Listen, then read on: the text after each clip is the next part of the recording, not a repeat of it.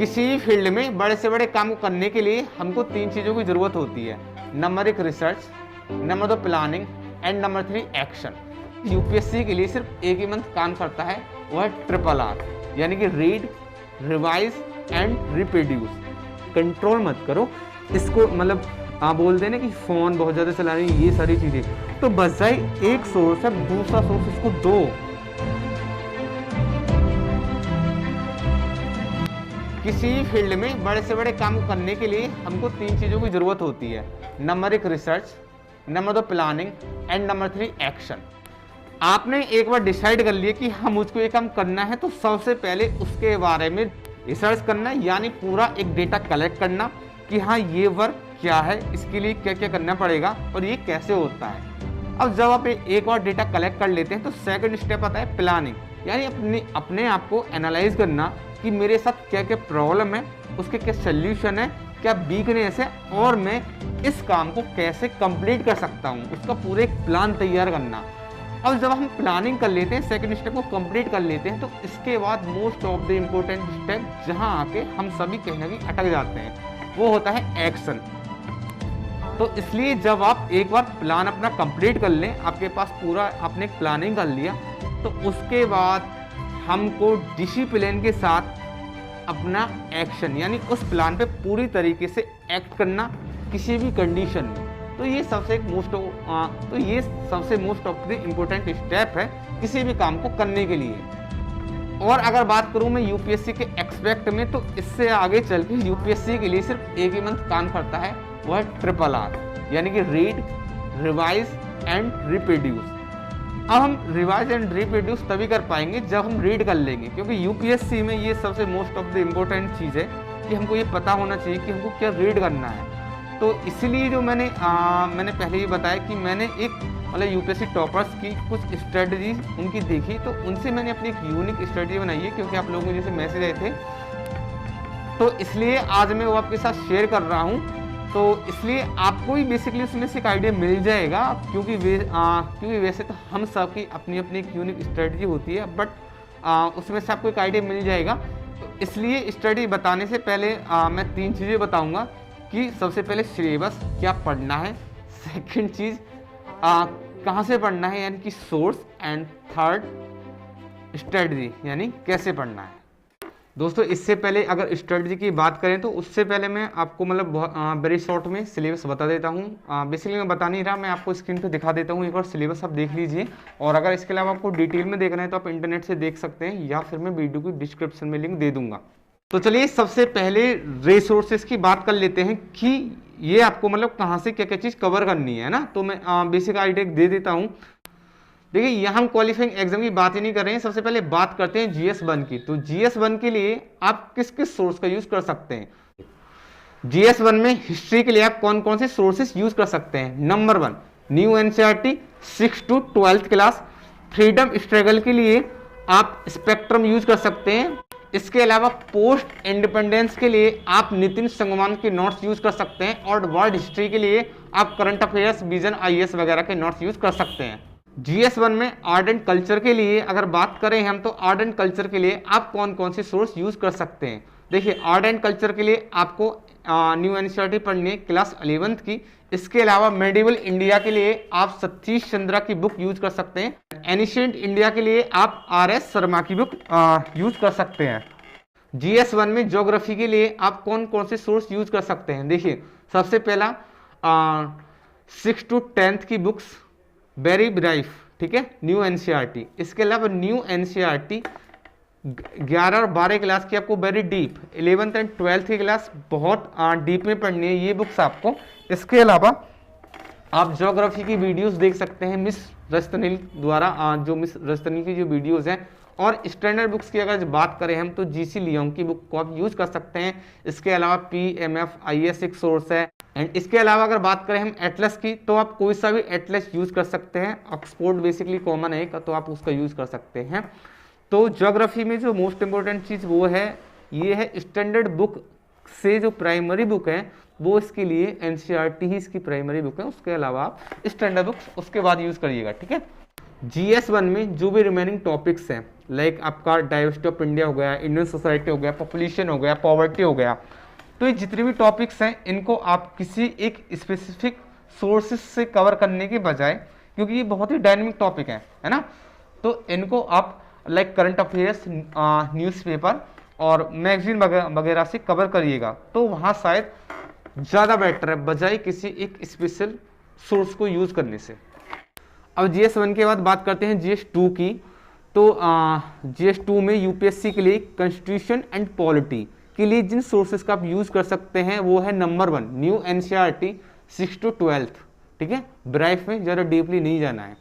इसके अलावा Indian polity के लिए आपको नोवेल यूज करना है यानी कि लक्ष्मीकांत का, एंड इसके अलावा आपको करंट अफेयर्स का यूज़ करना है। मतलब करंट अफेयर्स के लिए आपको जिन सोर्सेज का यूज़ कर सकते हैं, इसके लिए मतलब इंडियन पॉलिटी के लिए आपको करंट अफेयर्स पढ़ना है, और करंट अफेयर्स आप बेसिकली न्यूज़पेपर कोई सा भी एक, चाहे इंडियन एक्सप्रेस या फिर द हिंदू हो गया, एंड इसके अलावा एडिटोरियल्स न्यूज़पेपर से ही आपको कवर करना है, एडिटोरियल्स, एंड इसके अलावा कोई भी एक magazine like vision IAS and PIB report, government का जो भी इनिशिएटिव होता है उसके लिए, and PRS report like Lok Sabha ETC के लिए, एंड सेकंड ARC रिपोर्ट, है ना, आपको पढ़नी है, मतलब कॉन्स्टिट्यूशन एंड पॉलिटी में इंडियन पॉलिटी के लिए सेकंड ARC रिपोर्ट में आपको 6 रिपोर्ट पढ़नी है। सेकंड ARC की 6 रिपोर्ट जो है शायद Indian government, local government, sorry, तो वो आपको पढ़नी है। बट इसमें आपको ये चीज़ ध्यान रखनी है कि वो आपको मतलब पूरा नहीं पढ़ना है, जस्ट समरी एंड रिकमेंडेशन, मतलब जो प्रॉब्लम है एंड उसके सोल्यूशन जो रिकमेंड करें सिर्फ आपको वो पढ़ना है, ठीक है। इसके अलावा अगर बात करते हैं गवर्नेंस की, तो यूपीएससी में गवर्नेंस के लिए जिस सोर्सेज का आपको यूज़ करना है उसके लिए आपको किसी मतलब लाइक आपको कोई स्टैंडर्ड बुक का यूज़ नहीं करना है। इसके लिए आपको सेकंड ARC की जो रिपोर्ट्स हैं कुछ उनको पढ़ना है, like 1 2 4th, sorry 1 report 4th and 10th 11th 12th, ये आपको कुछ रिपोर्ट्स हैं जो आपको पढ़नी है सेकंड ARC की। एंड इसके अलावा आपको करंट अफेयर्स तो आपको पढ़ना ही पढ़ना है। तो जो सेकंड ARC की जो जितनी भी रिपोर्ट है 1 4th 10th 11th and 12th, तो ये आपको पूरी की पूरी सेकंड ARC नहीं पढ़नी है, सिर्फ समरी एंड रिकमेंडेशन, ध्यान रखिएगा इस चीज़ का, ठीक है। और एंड इसके अलावा अब बात करते हैं GS2 में सोशल जस्टिस की। तो यूपीएससी के लिए सोशल जस्टिस को जहाँ से आप कवर कर सकते हैं, तो उसके लिए बेसिकली इसके लिए कोई स्टैंडर्ड बुक का आपको यूज़ नहीं करना है, इसके लिए भी आपको करंट अफेयर्स को ही पढ़ना है।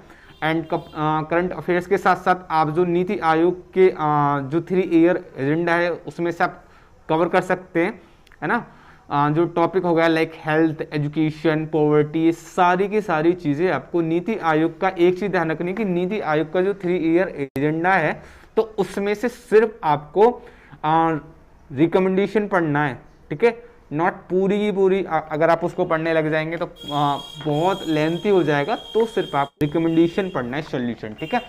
अब बात करते हैं GS2 में इंटरनेशनल रिलेशंस की। यूपीएससी के लिए GS2 में इंटरनेशनल रिलेशंस के लिए आप इसको जहाँ से कवर कर सकते हैं वो है number 1 source current affairs. Current affairs को ध्यान से पढ़ना है। इसके अलावा आप इसके लिए जो मोस्ट इम्पोर्टेंट सोर्स है वो है मिनिस्ट्री ऑफ एक्सटर्नल अफेयर्स की वेबसाइट, ठीक है। तो यहाँ से आपको सारी चीज़ें मिल जाएंगी कि मतलब किस कंट्री के साथ कैसे रिलेशन है, ये सारी चीज़ें, ठीक है। GS2 के बाद अब आते हैं GS3 पर। तो GS3 में आपको सबसे पहले जो इकोनॉमी है, तो यूपीएससी के लिए इकोनॉमी को आप जिन सोर्सेज से कवर कर सकते हैं वो है न्यू NCERT 9 to 12। इसके अलावा आप स्टैंडर्ड बुक की बात करें तो संजीव वर्मा की बुक पढ़ सकते हैं क्योंकि एक लेस बुक है, मतलब ज़्यादा नहीं है। एंड इसके अलावा आपको करंट अफेयर्स से आपको कवर करना ही करना है। एंड इसके साथ साथ जो थर्ड सोर्स है वो आप कर सकते हैं बजट एंड इकोनॉमिक सर्वे जो आता है ना, फरवरी के मंथ में, तो वहाँ से आपको इसको उठाना है, बस सिर्फ उस ईयर का जिस ईयर में आप अपेयर हो रहे हैं। एंड इसके अलावा इसके लिए आप एक वेबसाइट का यूज़ कर सकते हैं इन्वेस्टोपीडिया, ठीक है। तो इन्वेस्टोपीडिया से भी आप इसको पढ़ सकते हैं। इसके अलावा अब बात करते हैं GS3 में इन्वायरमेंट की। तो यूपीएससी के लिए इन्वायरमेंट को जिन सोर्सेज से आप कवर कर सकते हैं वो है number 1 new NCERT class 12th की। बायोलॉजी की जो NCERT है वो आपको पढ़नी है, सिर्फ लास्ट के 4 चैप्टर 13 to 16 है ना, 12th क्लास की। इसके अलावा आप स्टैंडर्ड बुक की बात करें तो आप शंकर IAS बुक पढ़ सकते हैं, इसके लिए स्टैंडर्ड बुक की बात करें। और इसके साथ ही साथ जो आपको लाइक करंट अफेयर्स है वो तो आपको पढ़ना ही पढ़ना है, ठीक है। एंड इसके अलावा आपको PIB रिपोर्ट पढ़नी है इसके लिए, एंड PMFIS इसको भी एक सोर्स है, इसको भी आप यूज़ कर सकते हैं आपको कंसेप्ट क्लियर करने के लिए, ठीक है। अब बात करते हैं GS3 की। तो UPSC के लिए GS3 में इंटरनल सिक्योरिटी को जिन सोर्सेज सब कवर कर सकते हैं वो है internal security by Ashok Kumar and Vipul, ठीक है। ये एक स्टैंडर्ड बुक है, इसको आप पढ़ सकते हैं। एंड इसके अलावा जो करंट अफेयर्स है, ठीक है। इसके अलावा अगर बात करें डिजास्टर मैनेजमेंट की जो GS3 में है, तो इसके लिए आपको NDM की गाइडलाइंस को पढ़ना है, जो आपको अवेलेबल मिल जाएगी, मतलब ऑनलाइन अवेलेबल मिल जाएगी। एंड इसके अलावा सेकंड ARC की आपको रिपोर्ट को पढ़ना है, थर्ड रिपोर्ट को, ठीक है। तो सेकंड ARC की third report crisis management, and इसके अलावा आपको NDM की गाइडलाइंस, ये आप डिजास्टर मैनेजमेंट के लिए यहाँ से आपको कवर करना है। इसके अलावा आप GS3 की बात करते हैं साइंस एंड टेक की। तो देखिए साइंस एंड टेक के लिए बेसिकली आपको UPSC में, मतलब साइंस एंड टेक के लिए आपको कोई मतलब स्टैंडर्ड बुक्स पढ़ने की ज़रूरत नहीं है, इसको आपको करंट अफेयर्स ही कवर करना है। एंड इसके अलावा साथ ही साथ मतलब जो भी बहुत इंपॉर्टेंट टॉपिक्स होते हैं ना, लाइक आर्टिफिशियल इंटेलिजेंस हो गया, बिग डेटा हो गया, तो ये सारे आपको पढ़ना है, और मैगजीन वगैरह और करंट अफेयर्स से ही आपको इसको कवर करना है, ठीक है। और मोस्ट इंपॉर्टेंट एडिटोरियल्स। अब बात करते हैं GS4 की। GS4 में एथिक्स आता है। तो UPSC के लिए एथिक्स के लिए आप जिन सोर्सेज का यूज़ कर सकते हैं वो है सेकंड ARC की fourth report and second ARC की 12th रिपोर्ट। फोर्थ रिपोर्ट में एथिक्स इन गवर्नमेंट, एंड जो 12th रिपोर्ट है वो है सिटीजन सेंट्रिक एडमिनिस्ट्रेशन, ठीक है। तो यहाँ से आप इसको कवर कर सकते हैं। बचा इसके बाद एप्टीट्यूड एंड इंट्रीगेटी। तो इसके लिए आप स्टैंडर्ड बुक का यूज़ कर सकते हैं, लेक्सिकॉन, ठीक है। लेक्सिकॉन फॉर इंट्रीगेटी एंड एप्टीट्यूड, यहाँ से आप इसको कवर कर सकते हैं, मतलब GS4 को पूरा, ठीक है। तो दोस्तों ये तो हो गई एक basically sources GS1, GS2, GS3, GS4 की आपको कहाँ से कवर कर सकते हैं। अब इसके अलावा आप देखिए NCERT स्टैंडर्ड बुक्स हो गया, करंट अफेयर्स हो गया, मैगजीन वगैरह, इन सारी चीज़ों से जब आप किसी टॉपिक को कवर करेंगे और उसके बाद भी अगर आपको लगता है कि कवर नहीं, मतलब कुछ आपका रह जाता है, कुछ आपको समझ नहीं आता है, तो उसके लिए आपको करना क्या है, जिन जिन टॉपिक्स को आप करंट अफेयर्स और स्टैंडर्ड बुक्स और NCERT से कवर करने के बाद जो भी टॉपिक आपको समझ नहीं आता है, तो उसके लिए आपको करना क्या है, डायरेक्ट आपको जाना है, गूगल बाबा का घंटा बजाना है और गूगल बाबा पर सर्च करना है, यानी गूगल पर सर्च करना है। जैसे लाइक व्हाट इज एजुकेशन, तो व्हाट इज एजुकेशन डाला एंड में UPSC कीवर्ड को यूज़ करना है, तो उससे रिलेटेड सारे आर्टिकल्स आपको आ जाएंगे, उसमें से आप पढ़ सकते हैं। एंड इसके अलावा अदर सोर्सेस हैं जो मैं आपको बता रहा हूँ, लाइक PMFIS हो गए, जैसे PIB रिपोर्ट, PRS रिपोर्ट, है ना। एंड इसके अलावा insights on India, insights of pedia, ये सारी की सारी ऑनलाइन सोर्सेस है, मैं आपको स्क्रीन पर दिखा दूंगा, ये सारी की सारी आप यहाँ से कवर कर सकते हैं। And YouTube videos. बात करते हैं स्ट्रेटजी की, ठीक है। तो अगर स्ट्रेटजी की बात करें तो देखिए सबकी अपनी एक यूनिक स्ट्रेटजी होती है। तो अभी मैं आपको अपनी मैं एक तरीके से ये भी नहीं कह सकता, क्योंकि मैंने भी खुद एग्जाम नहीं दिया है, कि क्या वो सही है क्या गलत। तो बजाय मैं अपनी की मैं आपको कुछ मतलब बेसिक पॉइंट्स जो ज़्यादातर UPSC टॉपर्स बताते हैं उनको आपके साथ सिर्फ शेयर करूँगा। कि देखिए सबसे पहले एक चीज़ ध्यान रखनी है कि जब हम पढ़ते हैं तो देखा है कि जो माइंड है वो बहुत डिस्ट्रैक्ट होता है, ठीक है। तो इसके लिए से बहुत से लोग पूछते भी हैं, और मतलब मेरा खुद का भी वो एक एक्सपीरियंस, कि इसके लिए हम सिर्फ एक ही काम कर सकते हैं कि दिमाग, मतलब माइंड जो भटकता है कभी यहाँ कभी यहाँ, तो उसको बजाय एक साथ कंट्रोल करने के एक इसमें एनर्जी वाला एक फॉर्मूला लगाना पड़ेगा। जैसे एनर्जी का है ना, कि आप इसको ना तो मतलब पैदा कर सकते हैं, नहीं ख़त्म कर सकते हैं ना। तो इसी तरीके से माइंड को हम ना तो कंट्रोल कर सकते हैं और ना ही थॉट्स को रोक सकते हैं। तो इसको एक वे से दूसरे वे पे कन्वर्ट कर सकते हैं ना, हटा सकते हैं, कि यहाँ से हटाकर यहाँ पर लगा सकते हैं। तो आपको करना क्या है कि बजाय एक साथ थॉट प्रोसेस को रोकने की, कि नहीं हम एक साथ से पढ़ना शुरू कर दें या एक तरीके से कंट्रोल कर लें, कंट्रोल मत करो इसको, मतलब बोल देना कि फ़ोन बहुत ज़्यादा चला रहे हैं, ये सारी चीज़ें। तो बजाय एक सोर्स है दूसरा सोर्स इसको दो, जब हम इसको कुछ काम करने के लिए देंगे ना तो ये ऑटोमेटिक वहाँ से हटकर वहाँ पे लग जाएगा, ठीक है। मतलब उसको ऑप्शन दो। अगर अभी आप मतलब फ़ोन ज़्यादा यूज़ कर रहे हैं, लाइक या सोशल मीडिया ज़्यादा यूज़ करते हैं, तो उसके लिए आपको एक साथ ऐसे नहीं हटेगा कि भाई सोशल मीडिया यूज़ करना बंद कर दो, नहीं, वहाँ से हटा के आप पहले दूसरा काम कुछ करना शुरू कर दो, ठीक है। धीरे धीरे किसी दूसरे टाइम को देना शुरू करो तो ऑटोमेटिक वहाँ से हटकर दूसरी जगह लग जाएगा। तो इसी तरीके से आप अपनी स्टडी में, पढ़ाई में इसको कर सकते हैं। एंड इसके अलावा बस एक ही जो टॉपर्स हैं उनकी सिर्फ एक ही वो है कि एक तो आपको जो भी एक बार आपने डिसाइड कर लिया है, ठीक है, उस पर आपको स्टिक रहना है। जो भी आपकी मतलब सोर्सेस हैं उन पर, उनको बार बार चेंज नहीं करना है, और कम से कम मतलब लेस इज मोर, इस चीज़ का ध्यान रखना है। एंड तीसरी चीज़ मैं अपनी तरफ से मतलब बस यही है कि हमको अपना टाइम ट्रैक करना है, ठीक है।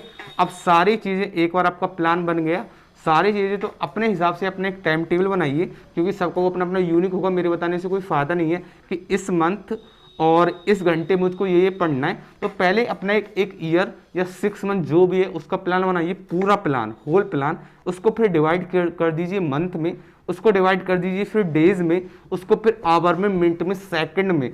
इसके साथ साथ आपको प्लान ए और प्लान बी, 2 प्लान तैयार करने। बाई चांस अगर आपका प्लान ए काम नहीं करता है तो आपको प्लान बी, जैसे किसी दिन मान लो अगर कुछ काम आ गया तो आपको वो प्लान काम नहीं करा जो आपने बनाया था टाइम टेबल, तो आप प्लान बी में जा सकते हैं, ठीक है। तो इसी तरीक़ा से आपको अपने टाइम में ट्रैक करना है, और यार बस डेडिकेशन के साथ, डिसिप्लिन के साथ जो आपने प्लान बनाया है उस पर एक्ट करना है, एक्शन लेना है। और तो बस यही इसकी एक स्ट्रेटजी। बस आप अपने हिसाब से पढ़ेंगे तो आप अपने हिसाब से बना पाएंगे, क्योंकि मैं बताने में अपना वो नहीं समझता तो बताने से फ़ायदा नहीं है। तो बस इसलिए मंथली वाइज और एक टाइमली वाइज आप अपने एक स्टडी प्लान बनाइए और उस पर एक्शन लीजिए, ठीक है। और माइंड को कहीं और से हटा के अपना पढ़ाई पे जो भी आपका काम है वहाँ करना स्टार्ट कीजिए, ऑटोमेटिक सारी चीज़ें होना शुरू हो जाएंगी, ठीक है।